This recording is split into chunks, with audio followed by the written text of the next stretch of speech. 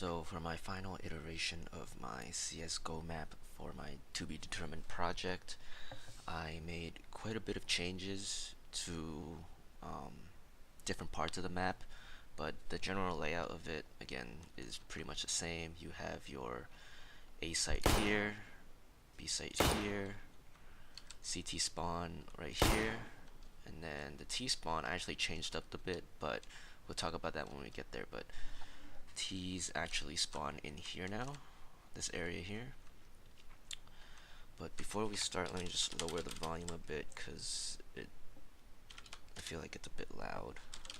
Um, so one of the biggest changes I made from my gray box is the when I was playtesting, um, I realized that by the time that the CTs, when they spawn and they make their way to A site, the time it took them to get to A site here, the T's, with the way that the old spawn was, they basically got to A site at the same time, so it didn't really give the CTs enough time to sort of set up or get to the position that they want to be in. So what I had to do was I decided to move the T spawn back a bit. So before they would spawn like literally right here. Um, instead, actually right here.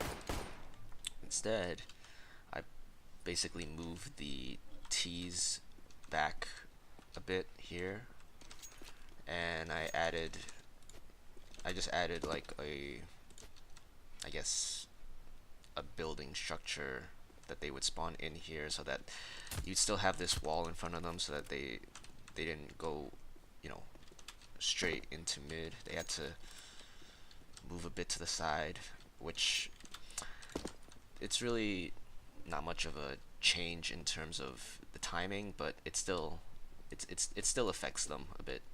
So it adds a little bit of delay for the T's to move around, get to A site, get to B site, get to mid area. But yeah, I moved the T spawn back a bit, and then another thing I changed was I changed the line of sight here. So before, if I could just give open up. So before, this was a straightaway from this side of the map to this side of the map, and literally, you know, if if a player had like an op or a scout or whatever, they can just the aim down the opposite side of the map and just camp. So I block that by stretching this wall out here, so that there's a little bit of cover. You know, you can players can sort of hug this right wall and then hide here before peeking here. And then also likewise for the CTs, the same situation where there's a line of sight here from to here. So I added this pillar structure here just to have something obscure or blocking the way, so it's not just straight on like this. So players can sort of before peeking here, they can sort of hug this part, and then when they're ready, then they'll peek. Likewise here, if I'm a CT or whatever, I'm coming here and then I have to peek the B side. I have a little breathing time before I actually commit to my peek here, but there's at least something that's obscuring the way. I can even use these pillars to maneuver as cover a little bit, but that's how I dealt with the line of sight issue. So with that said, I did have to, because I moved T spawned back a bit and I stretched this wall out a bit, it made this alleyway a little longer.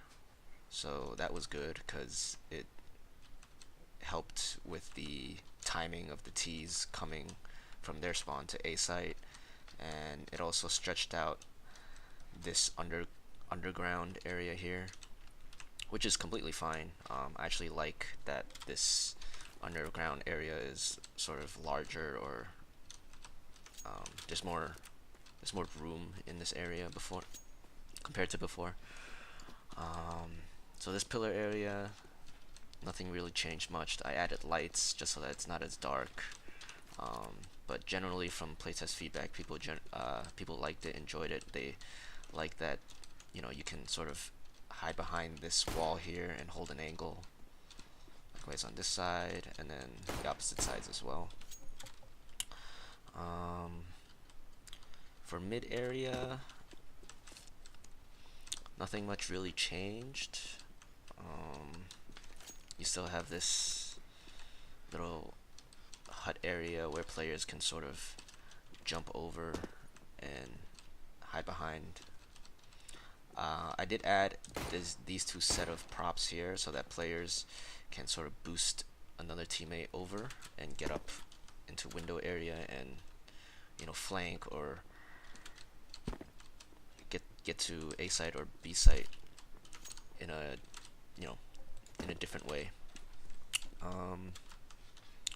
So then on B site, so I did decide to change this area. So before, in my gray box, I added like a little building area where players can sort of go through.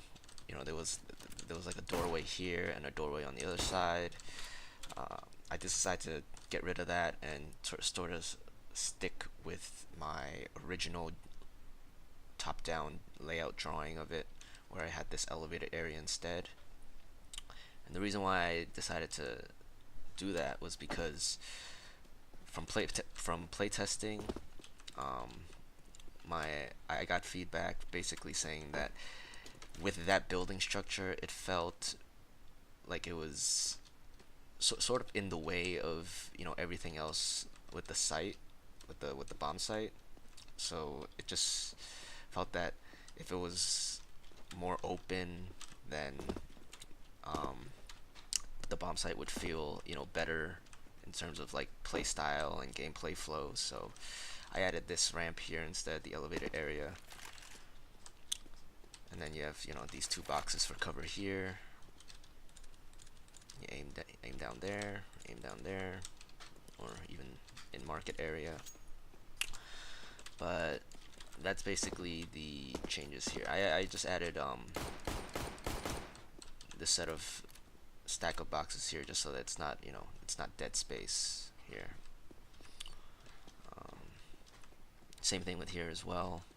I added this set of boxes here so that players can at least jump on it and then have a little more verticality while playing, instead of just having a corner, an empty corner. And then for bomb site A, I didn't really change much about this except for the fact that this sort of, I don't know, railing or cover, what do you want to call it, I did raise it a little bit higher so that before it was low, like about that height, and players felt that there was really no point in getting up here if they weren't completely covered. So I raised that instead so that now players after taking a shot or whatever, they can sort of crouch and then feel that they are covered, or feel a lot safer, versus before when it was just that yay high and the only cover system they have is sort of backing up and then hiding behind here. So I did add another box here just so to fill up some dead space, empty space. But those are basically the major changes I made to the map.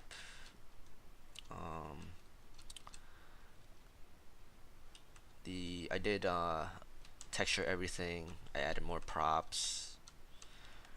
I changed the skybox of it, the texture of the skybox, so that it fits more to the theme of the overall map. But I did get really good playtest feedback on this, and you still have this trash area here, but I did get a lot of positive feedback about this part of it. Players liked the idea of, sort of having to jump on top of these stacks of boxes, and then they can sort of gain that elevated advantage, or, well, not really advantage, but elevated position, so that they can sort of play the site. I did swap out these two covers. Before it was this, I used this prop instead, because I swapped it out because I didn't want people to sort of hide behind it and sort of head glitch. As you can see, I'm just sort of behind this setup box here, and I can still see over it, and the enemies can see my head too. So I changed the prop so that it's a taller box, so that the only way to actually peek is on the sides, and also, I mean, if I had a teammate, I could boost on top of them and then peek over.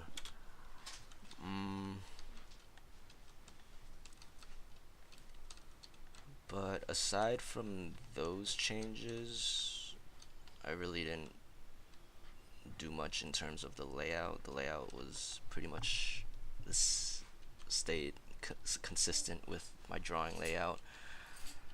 I did incorporate the breakable glasses, so if I shoot this, then players can use a door or jump through. But that is basically my map.